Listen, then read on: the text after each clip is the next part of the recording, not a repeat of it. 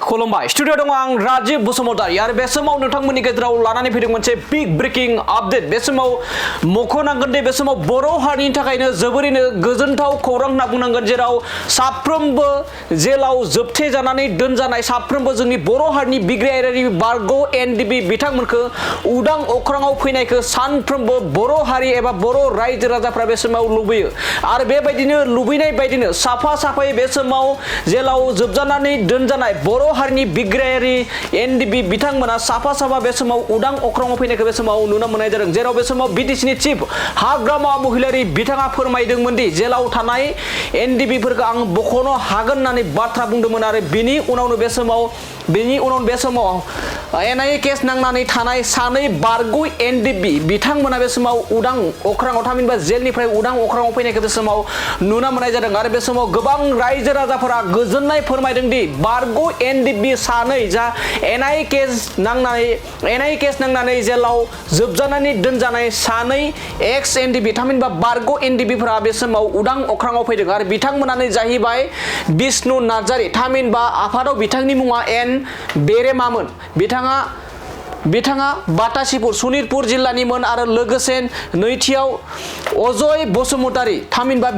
बिथाङा आफादावहा बि बुहुम मुङै बिथांखौ मिथिनाय जायोमोन आरो बिथाङा बिश्वनाथ जिल्ला एबा बिश्वनाथ सारियालिनि बे समाव बिथांमोननि जा बारग' एनडिबि बिथांमोना जा एनआइए केस नांनानै जेल जोबजानानै दंमोन बिथांमोना उदां अख्राङाव फैबाय आरो बे उदां अख्राङाव फैनायखौ लानानै ससियेल मिडिया आरो गोबां खौरां बिजोङाव बे समाव गोबां गोजोननायखौ बे समाव फोरमायदों मानो होनना बुङोब्ला थांनाय 2020 मायथाइनि 27 जानुवारि खालारनि गेजेराव जा बिटिआर गोजोन गोरोबथा जादोंमोन बेनि उनावनो गोबां एनडिबि बिथांमोननि केसफ्रा उइद्र जादोंमोन आरो गोबां एनडिबिफोरा दासिमबो केस दं आरो माखासे मानि बे समाव जेलाव जोबथे जानानै दङ बिथांमोनखौ थाबैनो उदां अख्राङाव फैनांगौखौ साफ्रोमबो बर' हारिफ्रा बे समाव बर' हारिनि रायजो राजाफ्रा बे समाव लुबैयो आरो बेबायदि लुबैनाय बायदिनो साफा साफा बे समाव जेलाव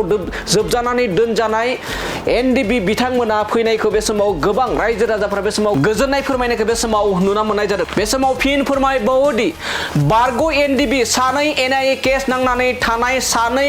एनडिबिफोरा उदां अख्राङाव बे समाव फैनो हाबाय नंगौ बे समाव बिग ब्रेकिं आपडेट थांनाय जा बिटिआर गोजोन गोरोबथा सान फालिदों बे फालिनायनि उनावनो बारग' एनडिबि बिथांमोना जा जेलाव जोबथे जानानै दं बिथांमोनखौ उदां अख्राङाव लाबोनायनि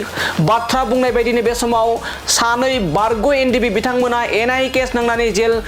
जानांनाय सानै बिष्णु नार्जारी थामहिनबा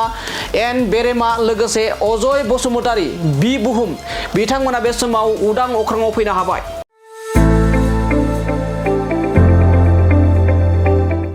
गोजोनथाव खौरां क'क्राझार सहरनि साखाथियाव थानाय तितागुरि मानास पाब्लिक स्कुला लानानै फैदों गोजोनथाव खौरां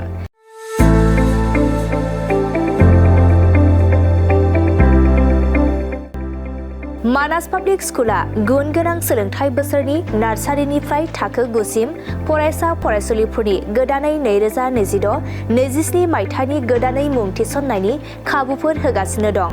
गुन गोनां सोलोंथाइ होनायजों लोगोसे तितागुरि मानास पाब्लिक स्कुलाव basic computer education English speaking environment आरो मोजां सोलोंथाइ गोनां फोरोंगिरिफोर दं